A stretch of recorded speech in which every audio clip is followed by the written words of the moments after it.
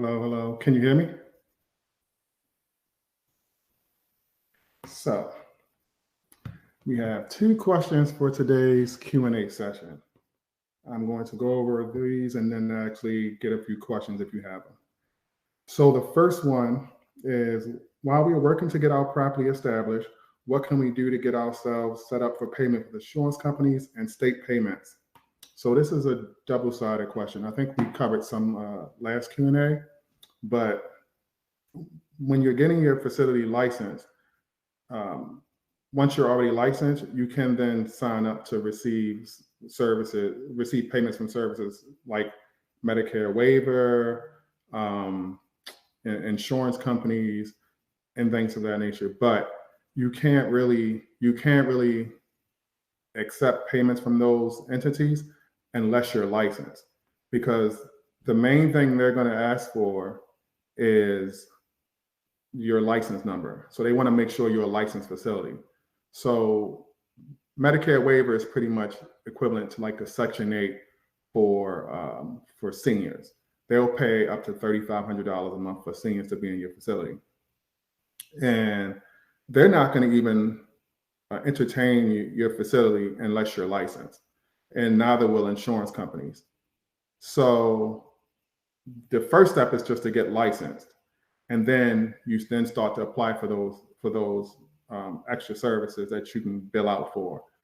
But what you can do in the meantime is you can look over the regulations. You can make yourself familiar with their policies and procedures, because each entity, say if you're dealing with Medicare waiver, they're going to have their own policies and procedures. So you'll have some for your assisted living facility, and they'll come back and say, well, if you want to accept our clients, then you have to abide by rules. So, for example, if in my facility I had that I didn't allow clients to use the fridge. But if you have a Medicare waiver client, the state is going to say, well, if you have one of our paying clients, they need to have access to the fridge. So then you have to rework your policies and procedures to accept their clients. And that's just a small one.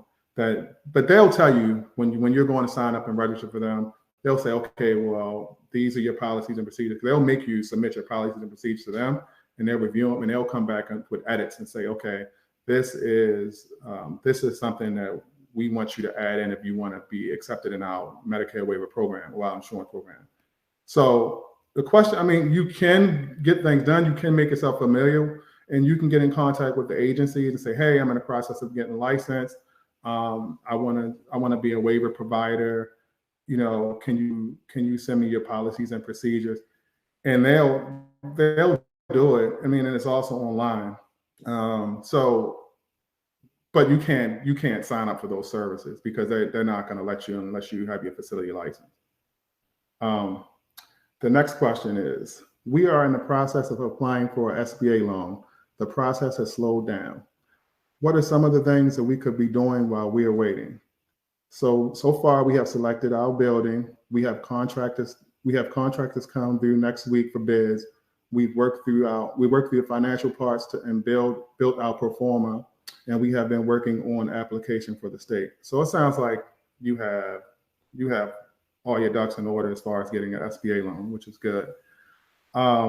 What you can be doing in the meantime, and it does slow down. So it's always a point when you're dealing with banks and loans, you're going to have that in-between period where things slow down, and you're like, God, I got this place I want to get, and the bank's taking forever. They're looking over the paperwork, it's back and forth. And just keep yourself busy with your planning. So go out, look for furniture, look for pictures. So what I would do, I would go to thrift store and find nice art, find art for your location, work on your layout. There's little things like that's going to take up a lot of your time when you actually get up and running, that you're going to say, dang, I wish I did this earlier on. Plants, get some plants for your facility. You can tweak your policies and procedures. You can call Medicare waiver if you want to be a provider and start studying their policies and procedures. You can even start working on your marketing materials. If you can get your flyers made, you can Start introducing yourself to neighborhood associations. Go to the association and say, hey, I'm about 5 months out from opening up in your facility, whatever I can do to, kind of get you guys familiar with me and my business, and I'm willing to volunteer. So you can start hitting up just the social workers in your area. It's always something to do. So just make a list and start knocking things out.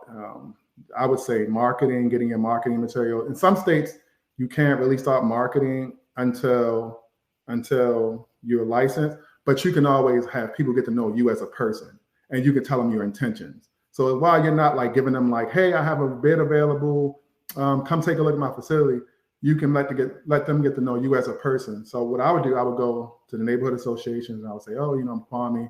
I'm actually starting a business in your area. I want to get to know your neighborhood. I don't want to just start a business here. I want to, be active in your community. What can I do? And the neighborhood association, they'll welcome you with open arms. They're normally looking for volunteers. So, you can even offer to be volunteer in the neighborhood, and you'll meet a lot of families, people that are active in the neighborhood. They all know the neighbors. So once you start being active in your neighborhood associations, they'll refer people to you. So you'll start networking in your community and get business like that. So while you aren't advertising per se bids, you can advertise yourself as a person, so people to get to know you. Because at the end of the day, people are only going to do business because they believe in you as a person, not like your facility. So you always have to put your best foot forward when you're out here marketing. You have to show yourself to be a trustworthy and good person. So who has questions? Don't all raise hand. Go ahead, Victoria. So I've been working on this with my boyfriend and my sister. Okay. And everybody's getting a little anxious because, as in my questions, things have slowed down. Mm-hmm. Because we're, going through the loans and all of that stuff. And they are wanting to know, would it be a good idea? Because they were like, why can't we just rent something and start getting clients that way? And I keep trying to, I guess, really, what do you think? Because I've tried to explain to them, I think renting is going to put us in the same spot. There's going to be a slowdown period because we're going to have to get the building up to code, so. Well, if you're doing a residential assisted living facility, renting might be a quicker option. So you already applied for your SBA loan, right? Right. So with SBA, they're gonna want you to have a property. They're not gonna really give you a loan without a property attached to it, because they're gonna use that as collateral. So it's gonna be hard to rent. If you rent something, you might have to scrap SBA. You may have to like another form of financing. So you may have to go after like a small business loan or something like that. But SBA, 9 times out of 10, they're going to want a property attached to it.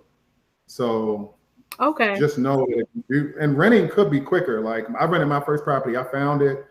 I rented, and you only really, when you're doing residential, depending on, the level of renovations you're doing, you put your grab rails in the bathroom. You make your bathrooms, you make the place nice. Maybe get a chair lift, furniture, stuff like that. So I can go quick depending on how quick you will pull in a trigger. But do y'all? Because I sent my property that I'm using to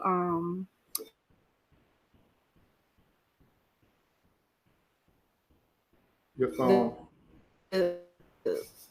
The state engineer that comes through and does like the physical inspection. Mm-hmm. You can still hear me? Okay. I can hear you. And some of the places I've seen. Yeah, a lot of the places I've sent her, she's saying the doorways are too narrow. Well, in residential assisted living, the doorways doesn't matter, because you're doing it's residential. So you can have a regular doorway and still pass your inspection. She wrote down that that's one of the things that needed to be widened. Because I sent her a property and she was saying, these were the things that need to be done. The bar, she did mention the rails. There's a stairway there that needs to have a thing, handle. This is the person you sent it to. This is a person for, because I missed the first part of your comment. The person you sent it to is not a person. she is the engineer for the state that clears people to open up their residential facilities. And she said Here your they doorways are too have, narrow. yes, I gotta open up doorway, like widen doorways. They must be some narrow doorways. I mean, it is at their discretion. I've had some people tell me, "Oh, you can't have two residents in this room, even though a room may be big enough for two residents, just because the room is kind of Yeah. narrow." But it's up to you. Can go to another inspector and they'll tell you, "Oh, this is fine." So She the it's up to only their one. discretion. But Okay. I'll double opening check widening because I know doorways our is normally out of you're normally not made to widen doorways in residential facilities, because you can say I'm in this room, I'm going to have someone that doesn't even need a wheelchair. So what does it matter that the doorway is widened? right. So Okay. you just tell a person, hey, Okay. I'm not going to have a wheelchair person in this room. This person, so you'll be good to go there. But it's at their discretion. You must have mentioned like, oh, I'm going to have a wheelchair person in this room, and they're like, well, if you have a wheelchair person in this room, then you're going to need to widen this room. But just say you want to have an ambulatory person in the room. Okay. And then if you do you can open up, and once you open, if you do feel like you want to widen it, once you got some income generating, you can pay someone to widen the door. I've had doors widen, and it's not that expensive. So, but you don't have to and at this point in your process, I wouldn't do it. If just tell her you're not going to have someone in this wheelchair that's wheelchair bound.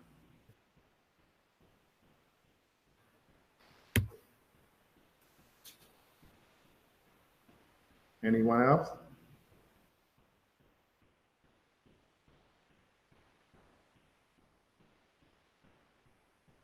Go ahead, Danica. You have to take it off of mute. Good evening, everyone. Good morning. Good evening. Sorry. Yeah. My question is, I just finished my class today. Okay. I didn't have the LLC yet. I don't do anything. I was gonna wait until I finish my class. Now I need to know what is the next step if I have to do the LLC first. Yes, I would always get your LLC first.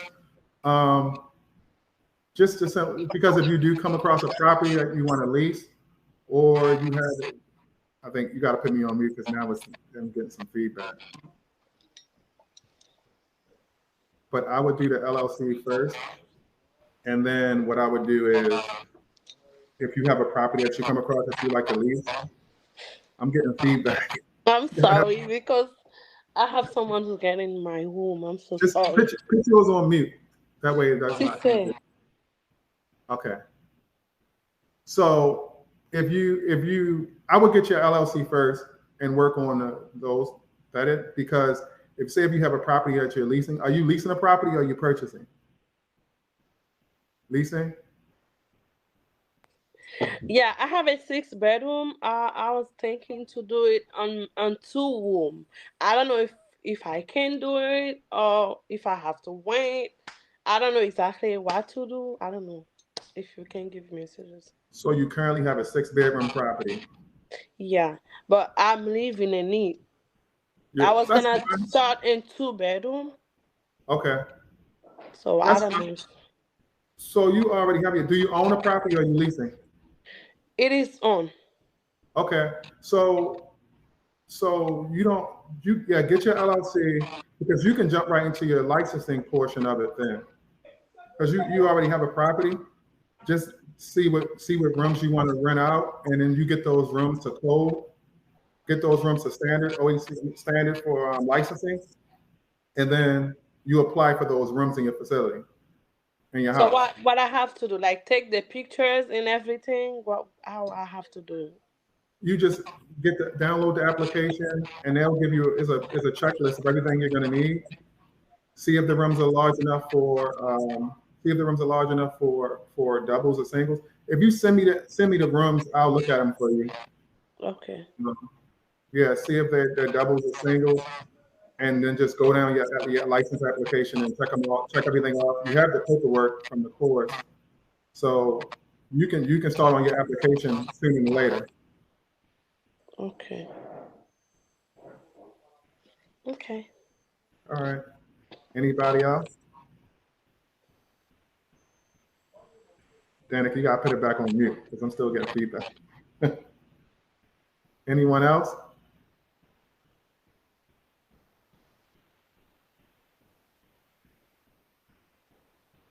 All right, well, you can always email if you have any more questions.